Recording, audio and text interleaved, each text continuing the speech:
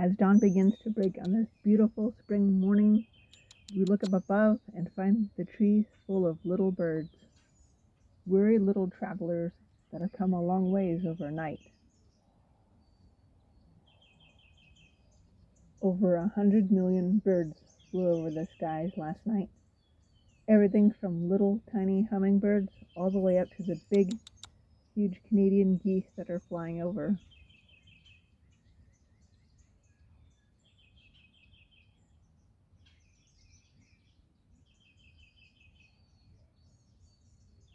They're particularly active between the hours of 10 p.m. in the evening all the way up to 3 a.m. in the morning.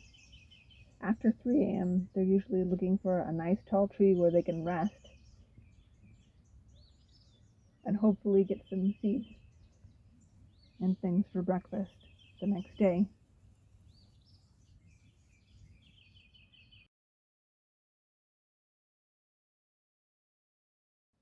After a brief sleep, they start to wake up and look around for little seeds or bits of fruit. Some of them are even lucky enough to find a feeder along their way.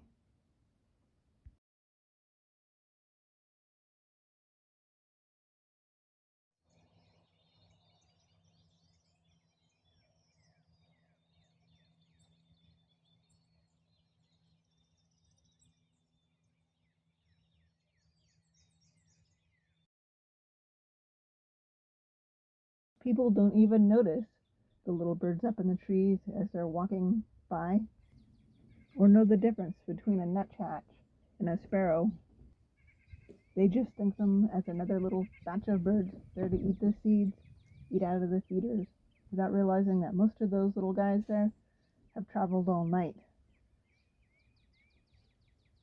And what looks like casual eating in the morning, gathering seeds and fruit out of the trees, they're actually storing up energy so they can get ready to do it again tonight. Most birds like you see here are doing it the hard way. They're gathering the seeds from the trees themselves. Occasionally you might see a little flycatcher on the fence, kiting and gathering bugs. It's all part of their routine, but it's more than just casual dining. Think of it as fast food on a long journey.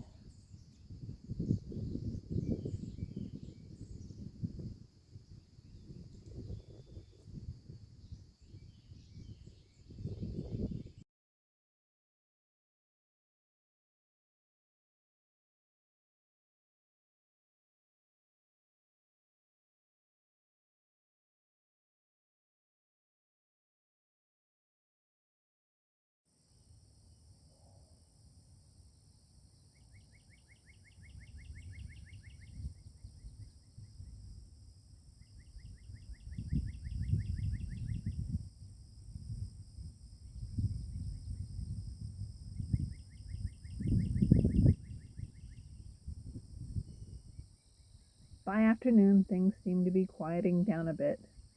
You might see a casual bird soaring up above,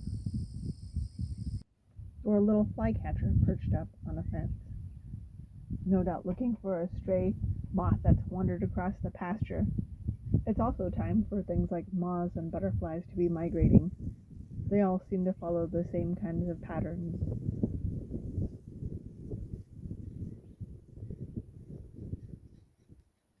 Yes, their land navigation skills are something to behold. It's been proven that birds can navigate by the stars at night, as well as the butterflies. Captive birds were tested in a planetarium, and they inevitably proved that they can tell the difference in constellations and the directions in which they're supposed to be going.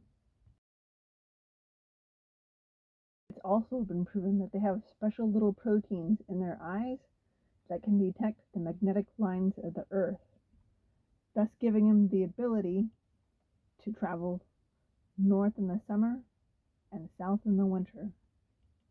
That little hummingbird that you see casually eating at the feeder has traveled hundreds of miles this spring, and will turn around and do it again in the fall. Usually travel towards the evening because the winds are calmer at nighttime.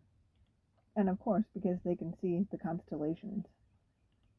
As the afternoon begins to fade and the night begins to come on, you may see flocks of them getting ready to take off, circling the skies, making sure that everybody's together. The sun begins to fade and day turns into night.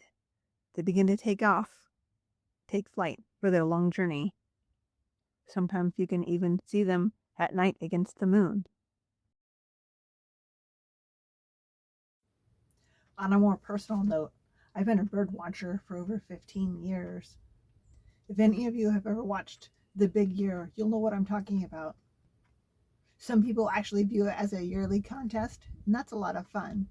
Other people like to take their time and work on a life list.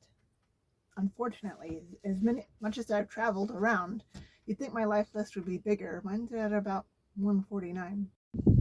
However, in spite of my list being smaller, I have had the awesome privilege of being able to see birds from the Pacific Flyway, the Central Flyway, the Atlantic Flyway, and this year I'm exploring the Mississippi Flyway because each one has their own unique set of birds. I like to kind of take my time when I'm bird watching, and I like to look at the land around, see the kind of habitat that they like to live in, see the food that they eat. Now, there's been a lot of talk of the difference between the eBird, which is out of Cornell, and the Autobahn app. And I have to admit, that's kind of a tough one. But for me personally, I do like to use the Autobahn app when I'm out because it uploads a lot quicker to my phone. However, I do have to say that Cornell has some really good material. They're the ones that feature the birdcast. If you ever want to know how many birds migrated over your house at night, check birdcast.info. That's through Cornell, and they have some really cool stats on the birds that are flying over in your particular area. I found this helpful when I was out looking for a particular kind of bird during the migration. The cool part about the migration is that while you're out there doing your regular bird watching, you can also have a chance to see these other birds as they pass over. It truly is a fascinating thing to see.